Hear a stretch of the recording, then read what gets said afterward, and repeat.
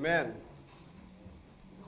So we are still in our weekly message series, okay, entitled, what is that? What? Love Uncovered. Okay, in the past few months, we have rediscovered the true meaning of love. Okay, the first part, kung matatandaan po ninyo, it was from the mouth of our Lord Jesus Christ. Okay? Today, we are going to learn love in the view of the Apostle Paul. Amen? Okay po ba yun sa inyo? Alright.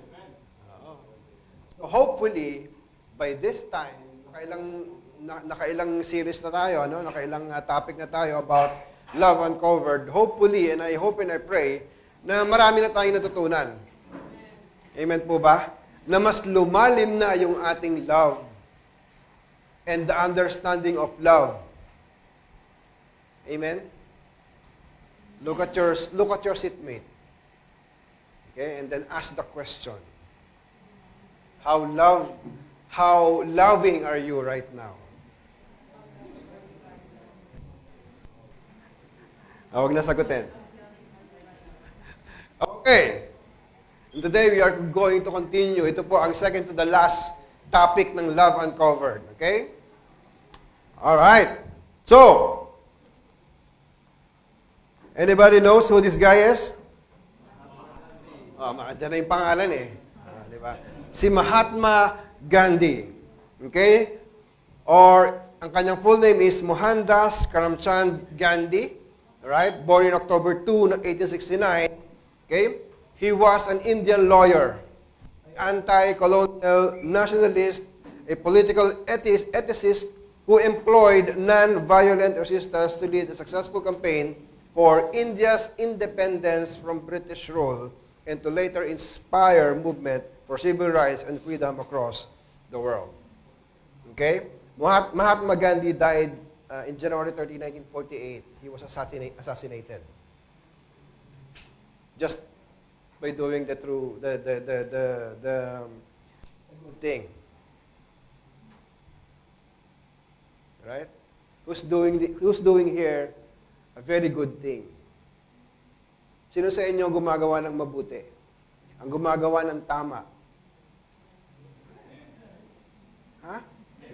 Walang nag-i-amen? Ayaw yung ma-assassinate? Hindi bali na, no? Hindi bali ng ma-assassinate. Basta tama lang yung ginagawa mo. Pero wag na lang, di ba? Kung hindi ka lang continue to do the good things and tayo ay patuloy na yan ang ating Panginoon, okay? So, to continue, si Mahatma Gandhi, he was sent to London to study law. Right? Okay? So, in London, he's got the access to the libraries. Reading books, okay, na hindi niya nagagawa sa India. Okay? So, one of the books that got him intrigued was the Bible. Okay? He got the chance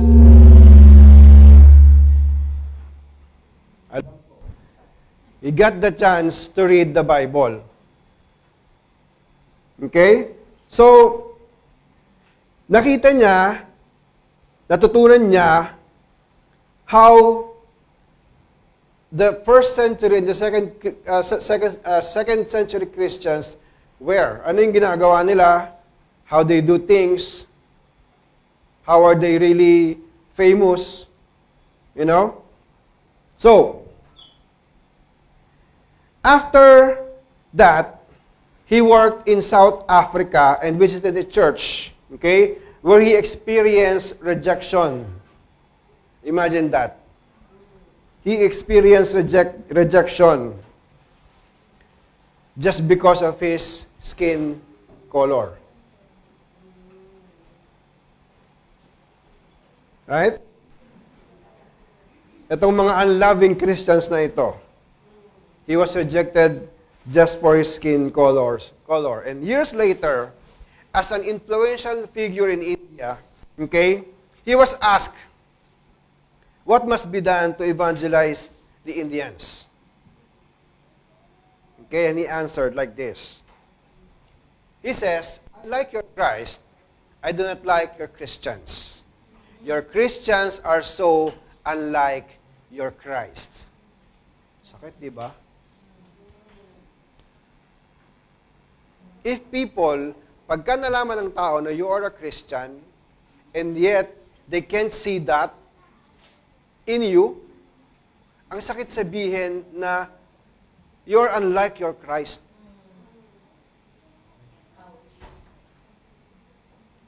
Look at your seatmate again.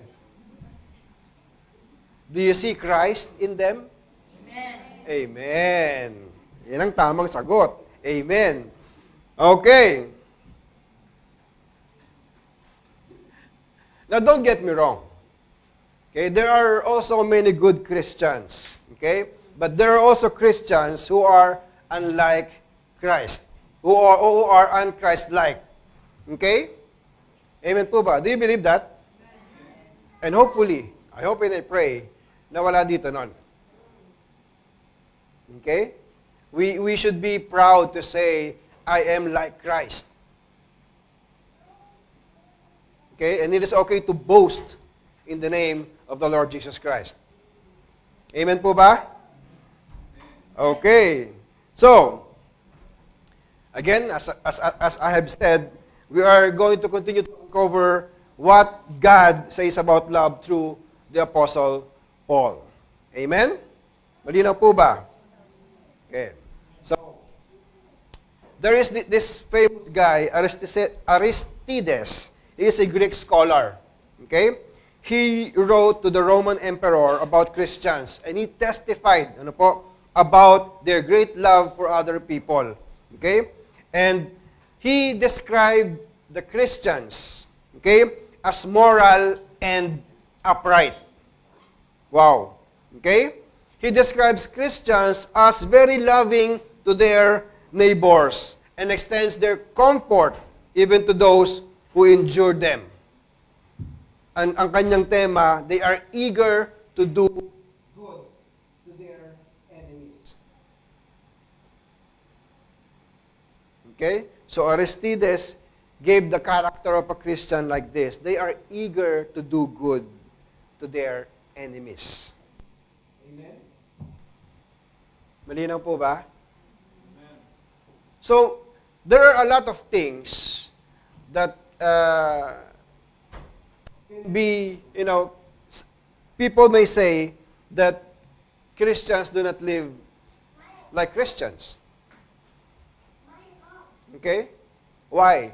The way they act, the way they respond to struggle, the way they respond to people who get angry at them.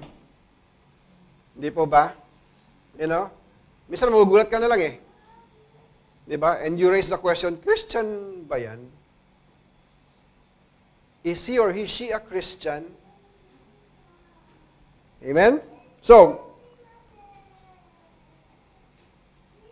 but then again, as I've said earlier, marami pa rin namang mga mabubuting Christians. Okay? At kung di po natin, kung babalikan po natin yung history, ang Christianity, okay, they had a great impact in history. Right? If you're going to learn the history, Christians po ang nag-umpisa ng orphanage. Okay, nung araw, yung mga bata na inaayawan ng mga magulang just because of their gender, okay, pinapatay. Right? So, they took them. They take care of them. They adopted them. Dyan mula yung orphanages. And then, the hospitals. If you could see, majority of the hospitals are, St. Luke, St. Peter. Di ba? Tama ba? Di ba? Okay? And the like were all these displays of the brand of love that Jesus championed. Kasi nakita nila, naituro sa kanila how to love like Jesus. Amen? Malinaw po ba? At Nakakalungkot lang, no? It's really sad. Yung kanilang natutunan before, the way to love and the true love, parang konti na lang yung nakaabot sa panahon natin. Amen? Do you agree? Amen. I like what Francis Schaeffer said. Sabi niya, love is the final apologetic.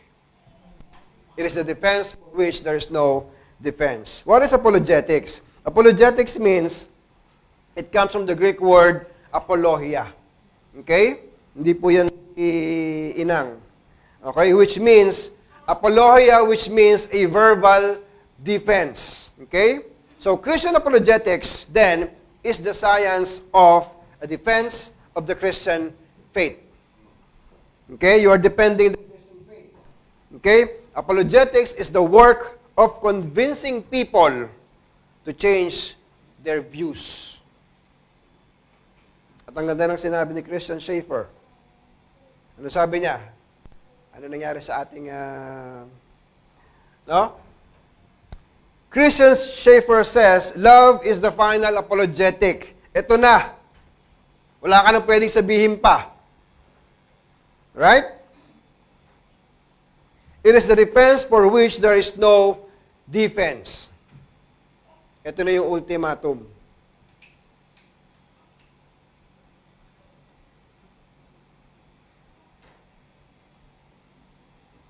In John 13:34-35, it says there, no?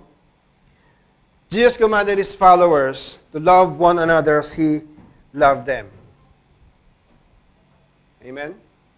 He says, so now I am giving you a new command, love each other just as I have loved you. You should love each other. Your love for one another will prove to the world that you are my disciples. Amen? So the ultimate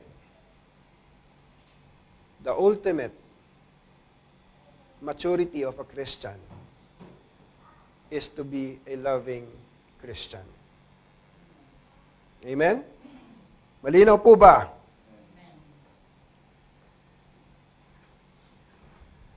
If you're going back to the commandment, di ba sabi doon, love your neighbor as you love yourselves. Right? Now, this is the new standard of being loving. Sabi niya, forget about loving your neighbor as you love yourselves. Because I know how people loves. Merong may limit. Right? So, this is now the new standard of love. Okay, Jesus says, love each other just as I have loved you. Not how you love, but how I loved you. So, paano daw yun? Alright? So, to love, okay, love is an unconditional commitment towards imperfect people to seek their highest good, which is costly and may require sacrifice. That is how Jesus loved. Amen po ba? He loved all of us unconditionally. He is committed to love us. Right? So look at your seatmate. These are the imperfect people. Right? Meron ba dito perfect? Anyone here perfect? Wala. Diba? No one is perfect. All have sinned and fall short of the glory of God. Amen? Only one is perfect. Only one did not sin. Who is it? The one who loved Jesus Christ. Amen? Malinaw po ba? So to seek their highest good, which is costly and may require sacrifice. Amen? So today's topic, love is action. Amen? Anyone here And a Bible with you? Meron po ba? Wala? No one brought a Bible? Oh no. That's dangerous. Anyway, there is a Bible in the cell phone, right? Anyone of you have a Bible in the cell phone? Can you please rise it up like this? Pakitaas po ang inyong mga Bible. Before we proceed, let us declare this in our lives, okay? Raise it up and repeat after me. This is my Bible. I am what it says I am. I have what it says I have. I can do what it says I can do. Today, I will be taught the Word of God. And I boldly confess that my mind is alert and my heart is receptive. And my life will never be the same again. Can you all please bow down? Lord Heavenly Father, we give you glory, we give you thanks, Lord. Sit on your throne of power, dispense your blessing over your people, Panginoon. Mangusap ka sa puso ng bawat isa. Lord, use your servant as your mouthpiece, as your footstool. And Lord, hindi po sinasaway ang kahit anumang gawa ng kasamaan, all the works and the rest of the evil one, Lord. At upang ang katotohanan mo lamang, your truth alone, Lord God, manifest in our lives. And your presence, Lord God, give us the strength and the encouragement we need every day. So we pray in Jesus' name, amen. Amen. So love uncovered, love is action. Okay? Now in 1 Corinthians 13, dyan po tayo iikot. The famous love chapter. Right? 1 Corinthians 13, 4 to 8 and 13. It says there, love is patient, love is kind, and is not jealous. Love does not brag and is not arrogant, does not act unbecomingly. It does not seek its own, is not provoked, does not take into account a wrong suffered, does not rejoice in unrighteousness, but rejoices with the truth. Bears all things, believes all things, hopes all things, endures all things, love never fails. 13, but now faith, hope, love, nangyari. But now faith, hope, love, abide these three, but the greatest of this is love. Glory to God sa pagbabasa ng kanyang mabuting balita. Right? So sabi ko nga, no? 1 Corinthians 13 is one of the most famous chapters in the Bible. Do you agree? Okay? It gives the greatest description of love. Amen? And in verse 4 to 7 alone, okay, or this chapter alone, gives us 15 verbs to describe love. What is verb? Verb is an action word. Okay, sinong di nakakaalam nun? Tulog kayo ng English class, ha? Okay.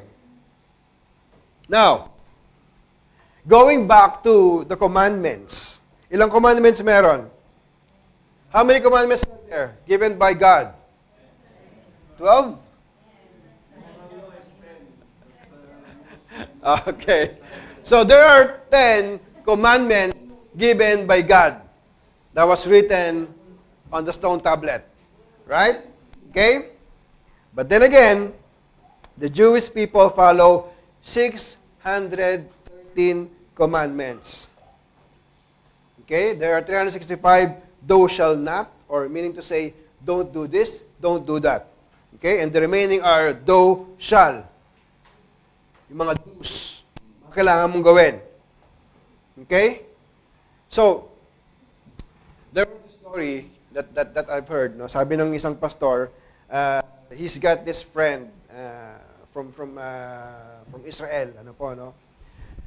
Sabi niya, he asked his friend, the Israeli guy, sabi niya, how come you are not very religious? You are not following all these laws and commandments. And he answered the pastor, sabi niya, Pastor, we have 600 plus laws and commandments. I cannot keep up with all of those. Right? No? Sa sobrang dami, hindi na alam kung ayun yung tama at mali. Okay? That is why our Lord Jesus Christ summarized the law into 2 commandments only. Ano daw yun? In Mark chapter 12, 28, 33, it says there, one of the teachers of religious law was standing there listening to the debate. He realized that Jesus had answered well, so he asked, of all the commandments, which is the most important?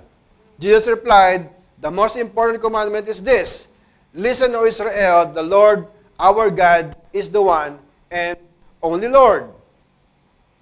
And you must love the Lord your God with all your heart, with all your soul, all your mind, and all your strength. The second is equally important. Love your neighbor as yourself.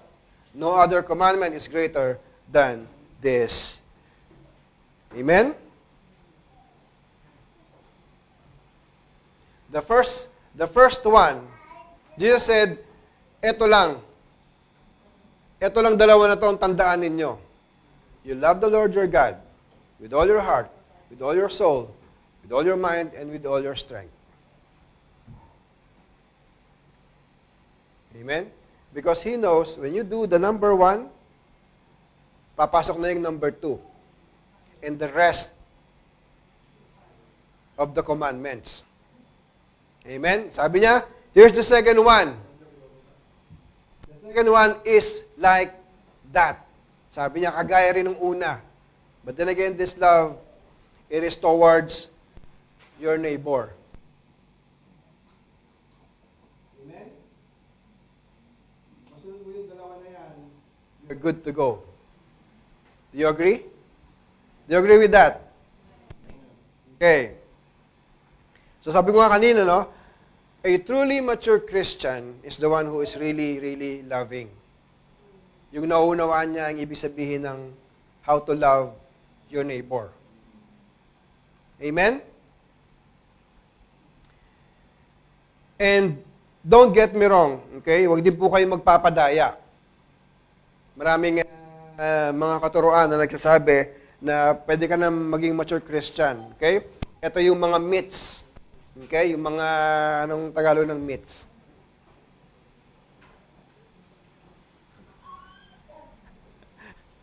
Anong Tagalog ng myth? Alamat or basta, ganon. Okay? Mga hindi totoo. Okay? So, here are some myths or mga kung ano-ano. Mga pamahiin.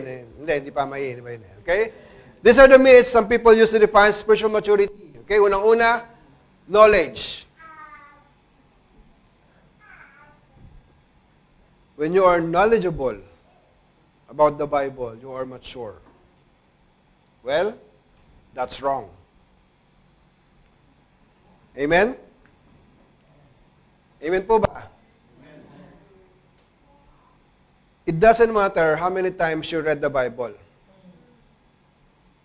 Doesn't mean you're mature already. Amen? What else?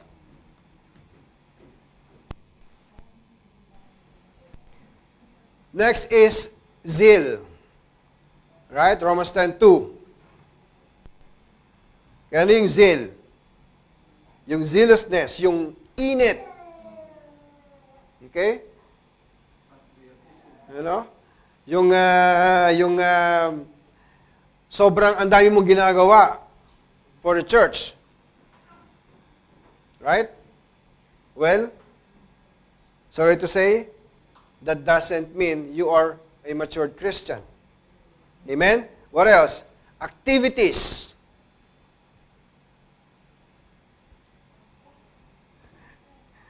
Right? Matthew 6:1 says, watch out, don't do your good deeds publicly to be admired by others.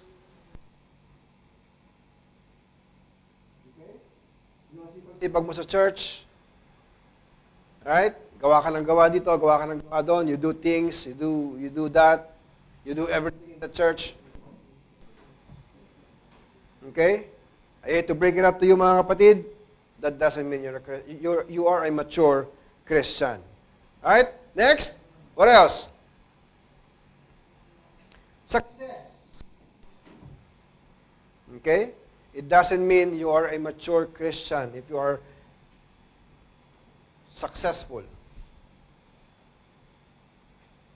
Amen? Oh, ang dami-dami ko ng bini-BS, ang dami-dami ko ng group. We are already 20 in our D group. But the others, there are only 5. And sometimes they're not doing D group pa. Right? So again, success means nothing. Next is position. Right? Kagaya nung example ng ating Panginoon, no? Those Pharisees, they love to sit in the seats of honor, in the synagogues, and receive respectful greetings as you walk in the marketplaces. Right? Hindi porket mataas ang posisyon mo sa church, you are a matured Christian already. Again, I hate to break it up to you, that's not true. Amen? Next,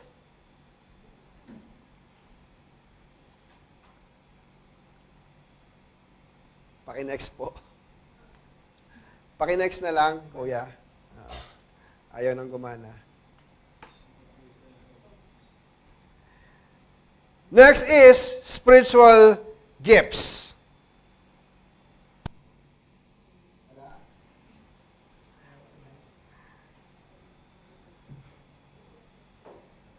So again, we all have our God gives us, all of us, spiritual giftings.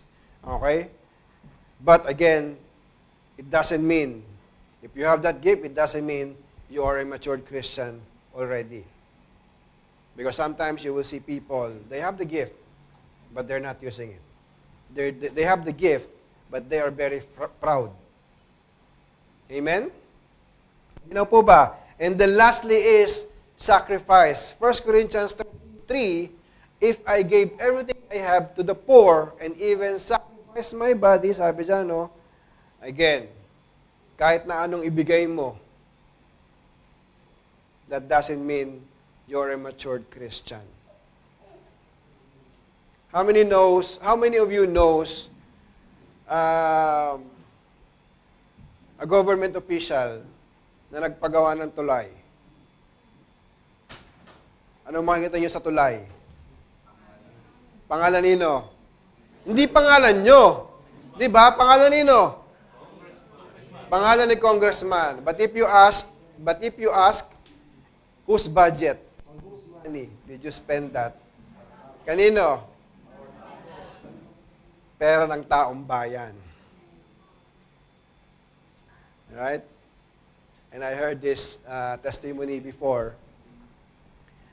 Actually, hindi naman talaga yung leader ang medyo sumama yung loob. Yung asawa mismo, yung asawa ng leader.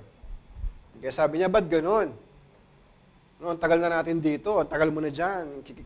She is talking to her husband. No? You're the first here. You should be the one, be the leader of the church. Okay? So, ano nangyari?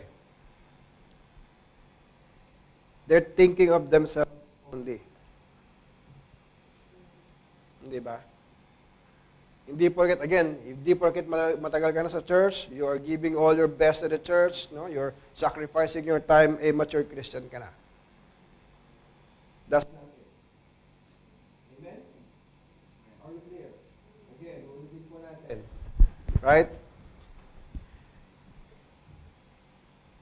A true, mature Christian is the one who is loving. Can you tell that to your neighbor? You should be loving. Amen. So, sinabi ko yan for us to really be careful. Okay? And in here, okay, in 1 Corinthians 13, Paul begins a very important point. Okay, sabi niya, no? If I could speak all the languages of earth and of angels, but didn't love others, I would only be a noisy gong or a clanging cymbal. If I had the gift of prophecy, and if I understood all the God's secret plans and possess all knowledge, and if I had such faith that I could move mountains but didn't love others, I would be nothing. Ulitin ko, I would be nothing. Amen? So even if you have the gifts of tongues, even if you have the gifts of prophecy and knowledge and faith, but you do not have love, we are nothing. Even if you are a generous giver, willing to sacrifice ourselves as martyrs, but do not have love, there is no profit in that. Amen? Some people are very generous in giving. At natutuwa naman yung iba, wow, si kapatid, napaka-generous. Kasi naaambunan ka eh. Di ba, napaka-mature niyang Christian. Tapos nagalit sa'yo, inaway ka. Hindi ba? So nawala na, yung nabura na. Okay? Alright.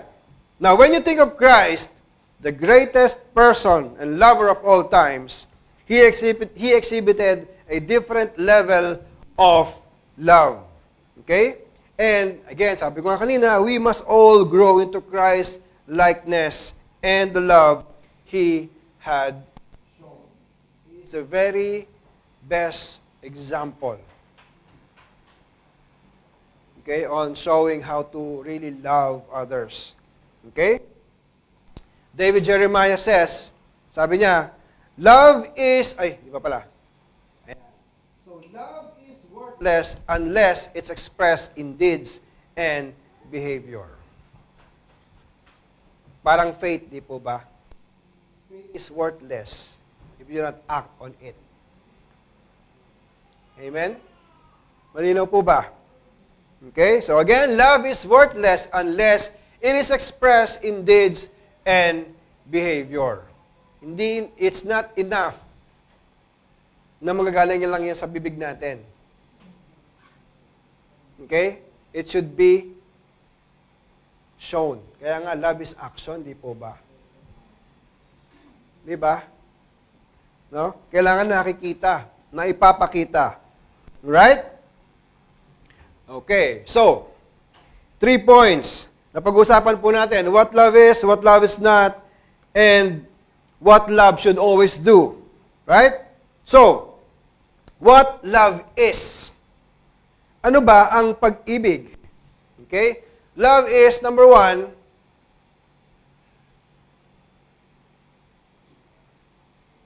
love is patient.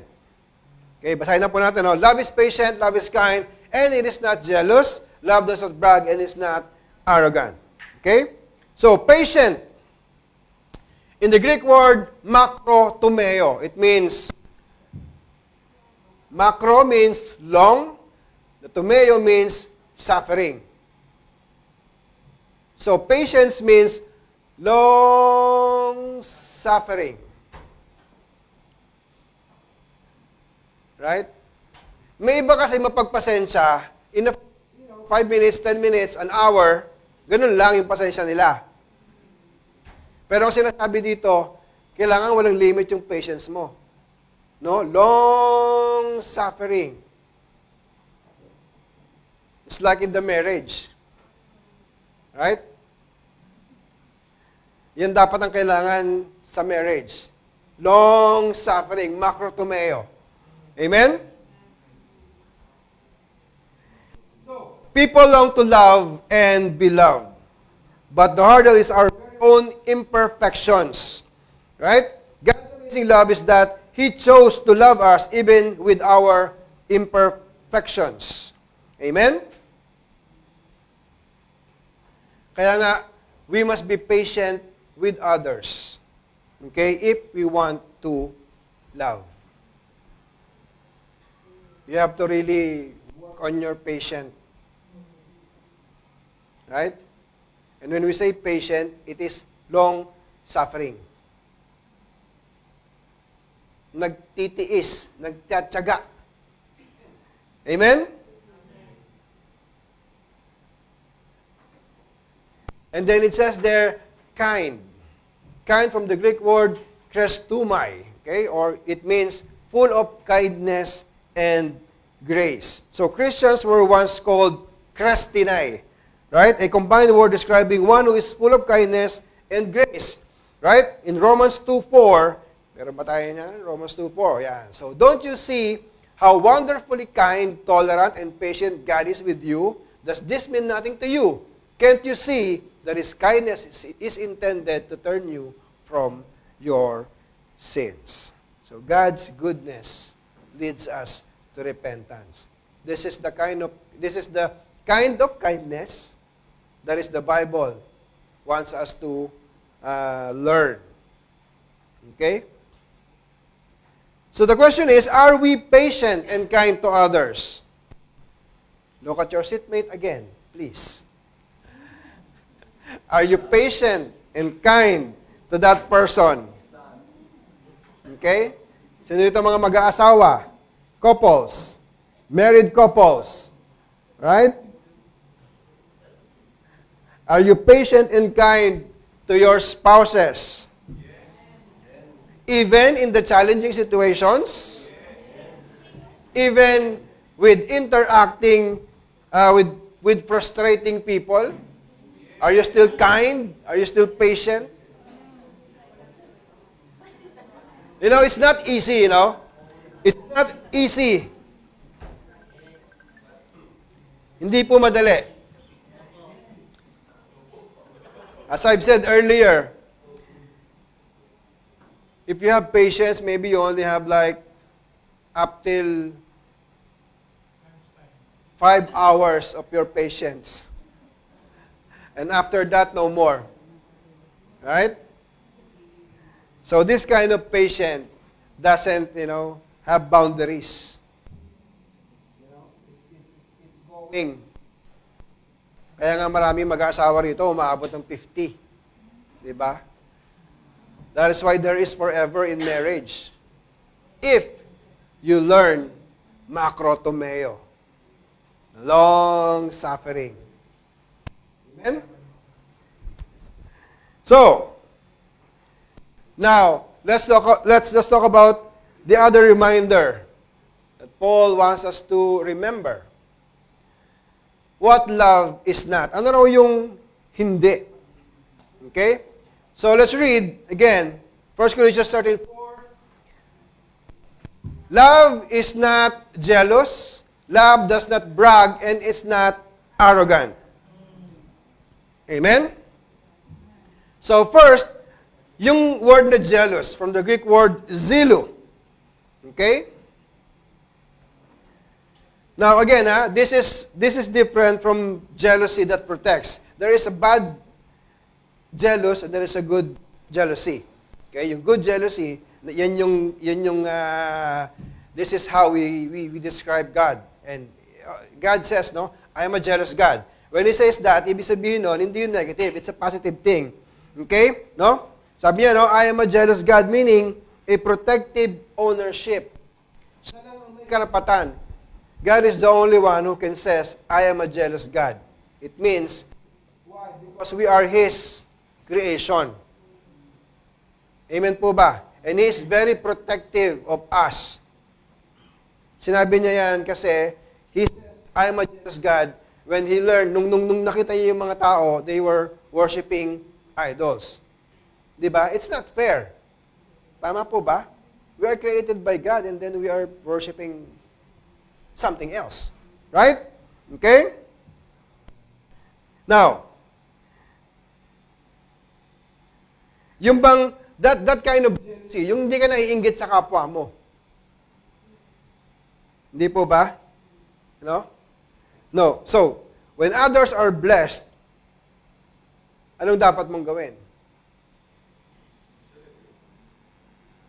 You should be happy. Amen? You should rejoice with them. Amen po ba? Amen. But the truth is, it's not like that. Tama ba? The truth is, when someone is blessed, anong tendency? What is the tendency of us? Bitter. You're bitter. Tama ba? Ay. Diba? Wala naman yung church. Ba't naman ganon? I'm doing everything here, no? I donated the curtains. I donated the electric fans. Why is she the one being blessed? Amen? So we all have to learn, to be happy and to rejoice. No? Matuwa ka sa kapwa mo. Para sa kanila. Huwag mo silang kainggitan. Amen? You need to learn or you need to know that you don't have to own everything to enjoy it. Okay? What else? Love does not brag. Okay? Brag from the word perperumai or perperumai. Focus on self-promotion. Okay? Now, our usual mistake is this. We take credit for things that happen to us and we brag about it. Tama po ba? Okay? Yung pinagmamayabang mo. Although sometimes, not knowingly or unintentionally, you are bragging what you have given, what you have done for the church. And I remember this many years back. There is this brothers of us who donated an electric drums. Okay. So it happens that there was this division within the church. Okay? And he bragged about giving the drums. And he said, when I leave the church, I will take the drums because I gave it.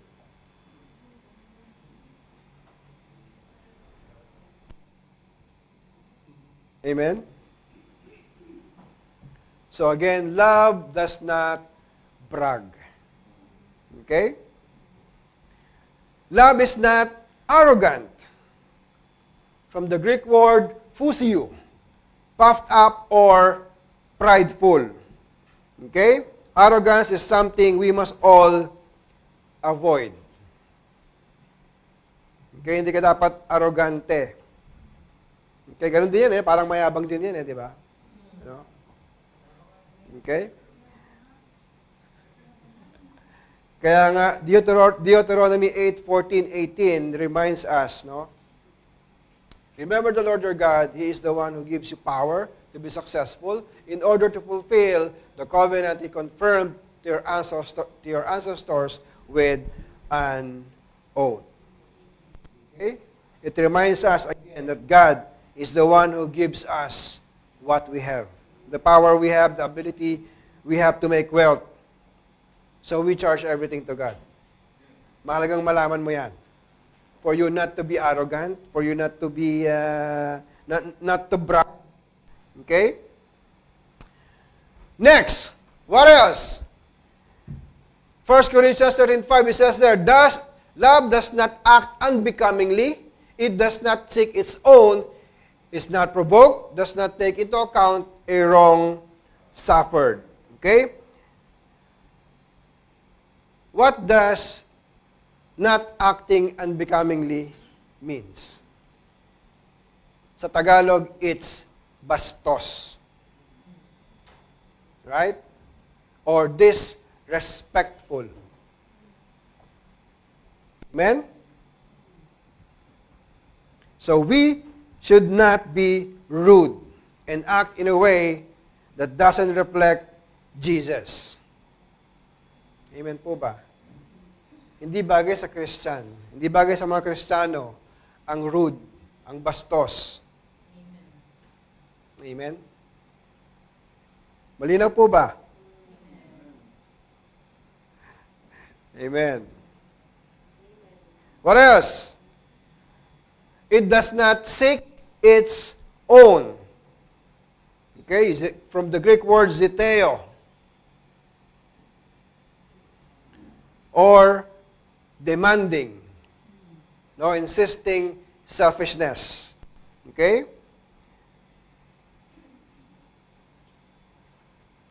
Malinaw po ba? So, sino rito demanding? Sino rito always seeking its own, seeking their own good? Sino dito? Oh, I gave my tithes, no, monthly. Dapat I should be prioritized by Kuya Chris. Where's Kuya Chris?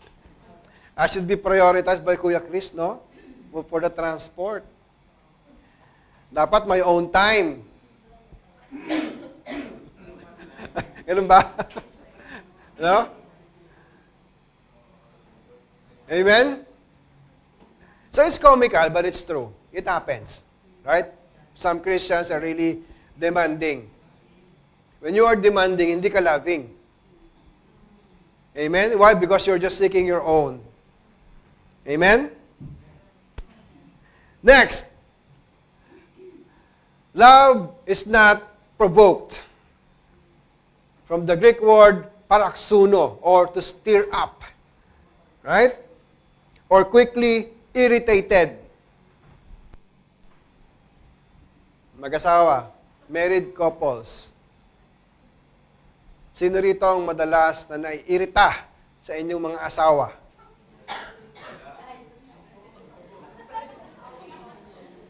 Can I teach you something? Ang madalas na naiirita, ano ba sa English yun?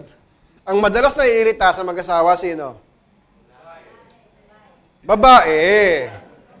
Babae. Kapag ang babae naiirita, walang tigil niyan. Tama? Right? So if we all agree, the ladies or the wives, they are the ones who really gets irritated real fast with their husband. Tama ba? Do you agree? Can I teach you something? Wives. Para maiwasan natin irritation. Wives, do like this. Wives! Mga asawa dyan. Ano ba naman yan? Wives. Okay?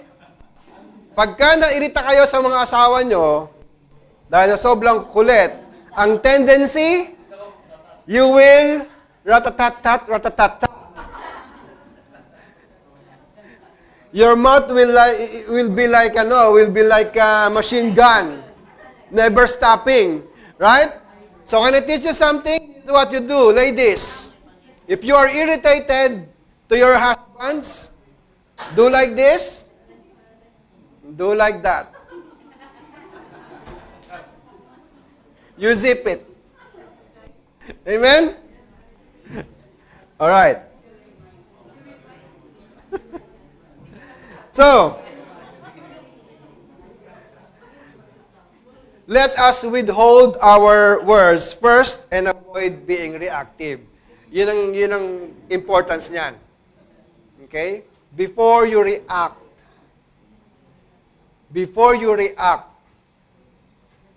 the tendency is that when you get mad, when you get irritated, okay, you will say,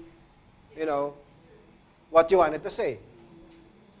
And sometimes, it's an impulse. Diba? Yung bugso ng damdamin. So, the first thing you need to do is to, what? Withhold your words. Okay? And avoid being reactive. Amen? What else? Love does not take into account. Okay? From the Greek word logizomai or logistics. Okay? Love does not take into account. There's this story I've heard from Pastor Peter. They have this seminar, no? Couples. Okay, so sitting here are the men, and then sitting on the right side are the wives. Okay, so they were talking. One husband says, "Oh, pastor, you know, my wife, when she gets angry, she becomes hysterical." Right? And then the other guy answered. He says, "Oh, you're lucky, my friend. You know, my wife, when he gets angry at me, he becomes historical." You know, he keeps, you know, bringing up the past when we are fighting.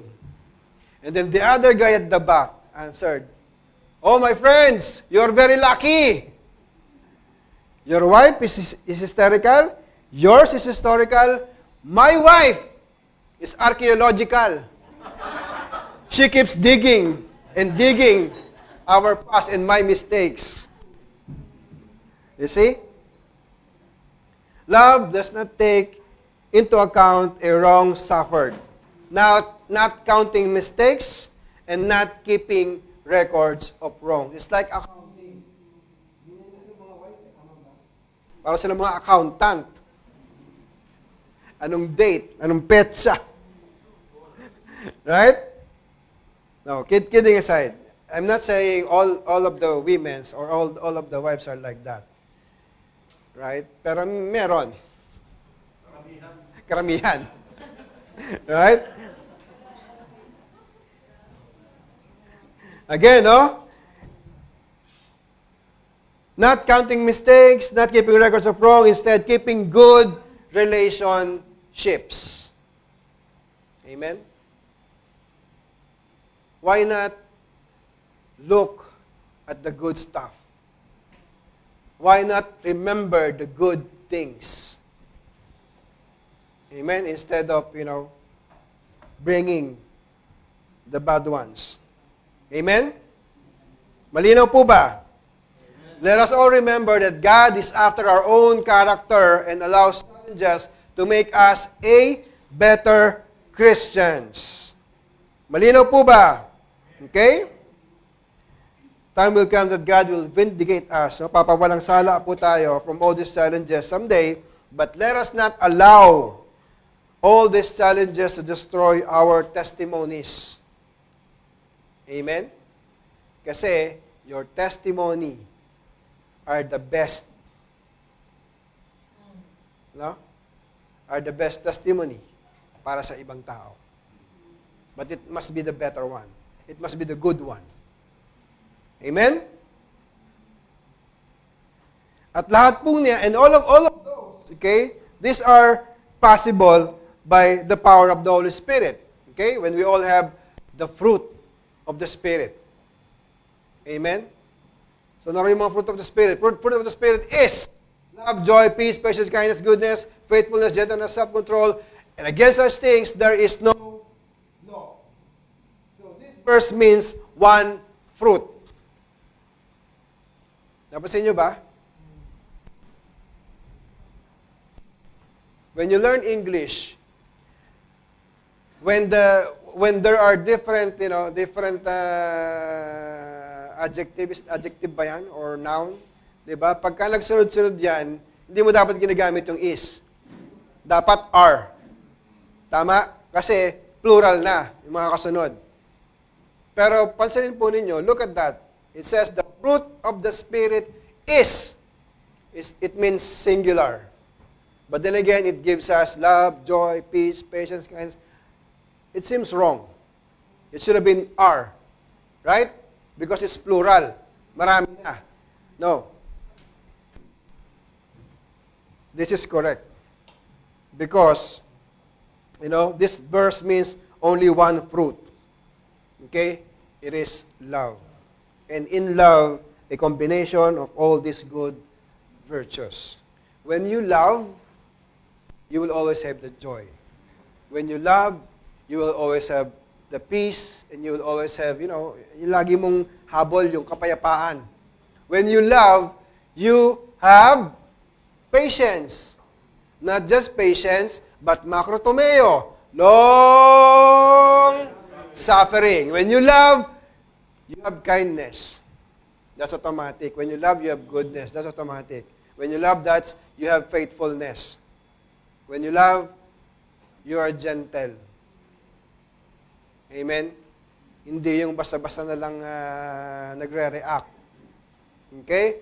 When you love, you have self-control. Self-control meaning sa lahat ng bagay, in all things. You control yourself from doing bad stuff. You control yourself from doing, not good. Okay? Are we clear? Okay? And again, this is not produced on our own. We need God. Or we need to have God. And the result is that Christ lives in us and through us. Amen? At yan din po ay fostered in a deep, meaningful relationship. And I always ask, who amongst here wala pang D group?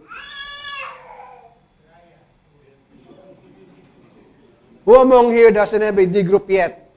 Or a Bible study group yet? Okay? So please, join a D group. We have, how many? 4 D groups, right? 4.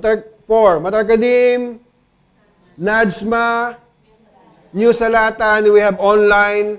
Kung di kayo pwede if you cannot make it, on these 3 sites or 3 residences, we have online. Wala kayong ligtas. We have online every Monday. Right? It is important. Amen po ba? Okay? Again, it is fostered in a deep, meaningful relationship like your D group or small groups. Amen?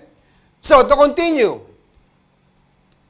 love does not rejoice in unrighteousness, but instead rejoices in the truth. Amen? Proverbs 24:17 tells us, don't rejoice when your enemies fall. Don't be happy when they stumble. Amen?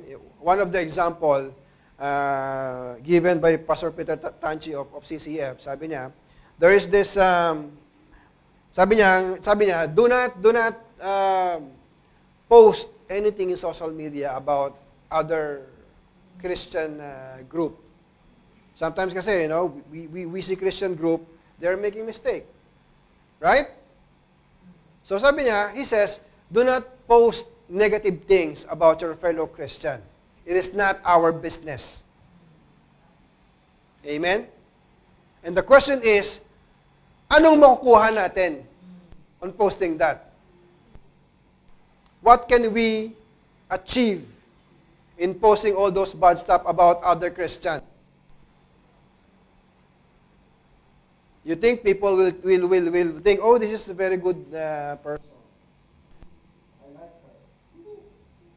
Kasiraan ng bawat Christian, kasiraan din natin. Kasiraan mo, kasiraan ng bawat Christian. Amen? So, nothing to gain. Right?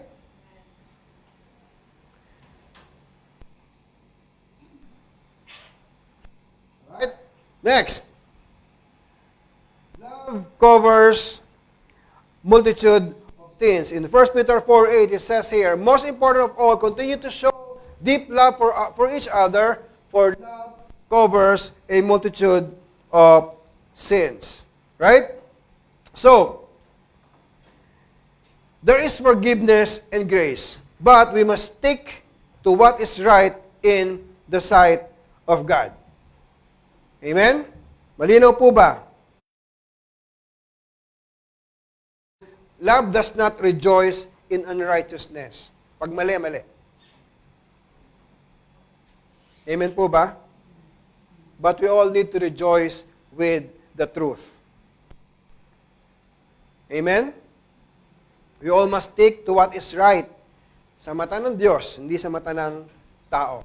Because sometimes, what's right in the eyes of other people, not right in the eyes of God. So you always ask the question, what does the Bible says about this? Right? So So there's this couple. The man is having an affair.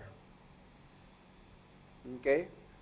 And sabi ng friend, the friend of the wife, her best friend, not a Christian, she says, oh, just get rid of your husband. Divorce him. Hindi siya nakinig. It's a good thing.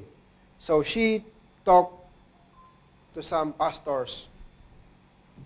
And of course, it's different. No? Different yung binigay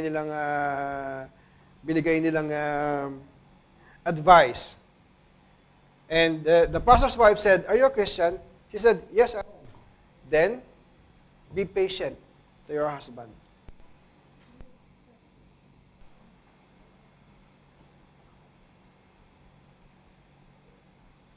Okay? Because it's the right thing to do. It's right in the eyes of God. Why? They are what? They are couple. They are married. Okay? So hindi tama, it's not right. Just because the other sin, maghihiwalay na kayo. Amen? Although, again, it's not easy. But, sabi ko nga sa mga couples last night, okay, if you want your relationship to be more deeper or too mature, you have to first fix or get your relationship with God deeper. Much, much, much deeper. When it happens, when you are matured in Christ, okay, you will know what to do with your own life. You will always do what is right in the eyes of God. Amen? Malinaw po ba? Are we clear? And finally, Paul also expressed what love should always. Pakilipat po. Nawawala yung momentum no? So, Paul also expressed what love should always do. Ano ba yung ginagawa? Ano ba yung dapat? Okay? And also, tayo man, we should always strive to do. Okay? 1 Corinthians 37:8, love bears all things, believes all things, hopes all things, endures all things. Amen? So, bears from the Greek word stego, or to cover, or to never give up. Right? And then, believes all things, from the Greek word, pisti talaga, oh. Yan sinasabi sa mga asawa natin. Nabulol na ako. Believes mean, from the Greek word, pistuo, something like that, okay? It means commit to trust. Alright? Commit to trust. And endures. Ay, hopes pa pala. Meron pa palang hopes. Hopes from the Greek word elpizo. It means to confidently trust. Okay? Not just, hoping na walang kahihinatnan, but hoping, you are confidently trusting. Amen? And then, endures. Love endures. From the Greek word, hupomeno. Yan po ay two words. No? Hupo means to remain. Hupo means, remain, and then meno means under. Okay? To remain under. Right? So, endures all things. It means you are holding fast to faith and staying strong under pressure. Amen? Love endures, even in marriage. Okay, you have to hold fast. You have to stay strong, even there are pressures all the time. Amen? Pakisabi nyo nga, please say, hupomeno. Okay, so remember that, Okay, so hupomeno, or endurance, or endures all things, speaks of having the right perspective Okay? And shown by how we give others the benefit of the doubt. Amen? What else do we need to learn? Disengage in gossip and protect. Amen? You endure all these things.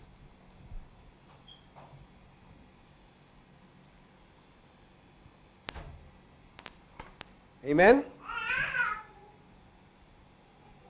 We all must believe, mga kapatid, that people can change by the power of God.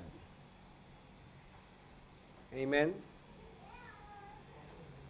If you have love, if you know the true meaning of love, okay, and what love should always do. Love bears all things. Kinakaya ang lahat ng bagay. Believes all things. Pinaniniwalaan. Sabi ko nga kanina, why listen, to the lies? There are really, good things. Amen.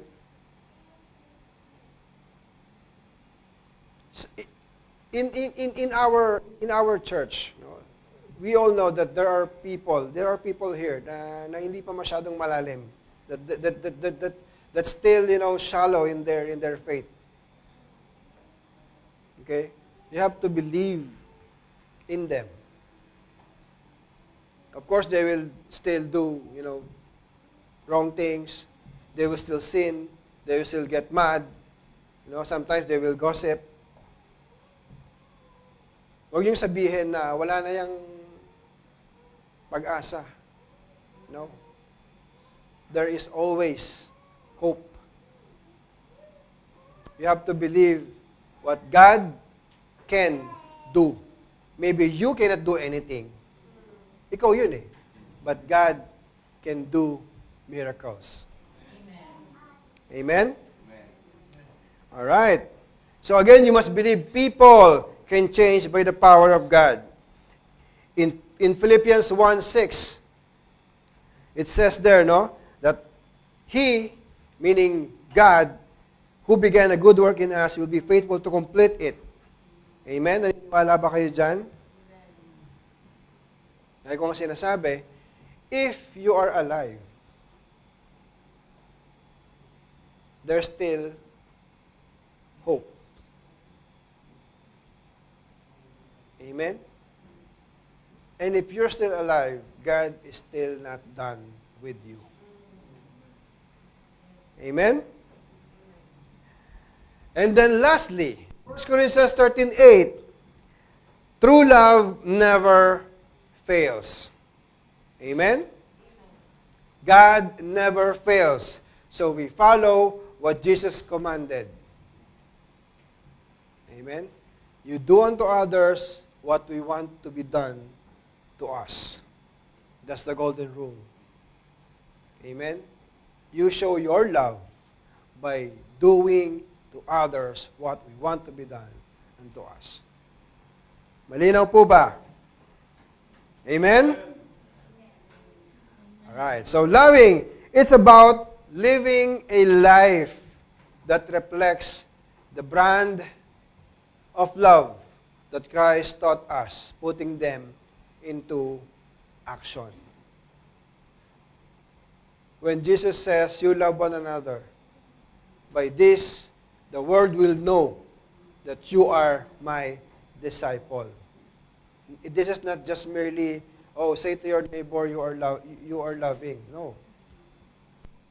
It needs to be shown to all of us, or from all of us. People should say, when people looks at you, they will say, oh, these Christians are very loving. I am comfortable to be with them. And I like to be with them. Right? Tama po ba? Hindi yung pag nakita ka, aayawan ka. Diba? Nakakaya naman sa Lord kung gano'n ang mangyayari. Amen?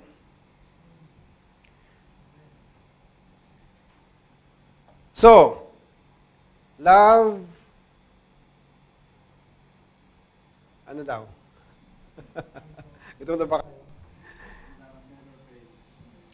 Love never fails. Okay? Love is the, really the top that we needed to really do. Okay?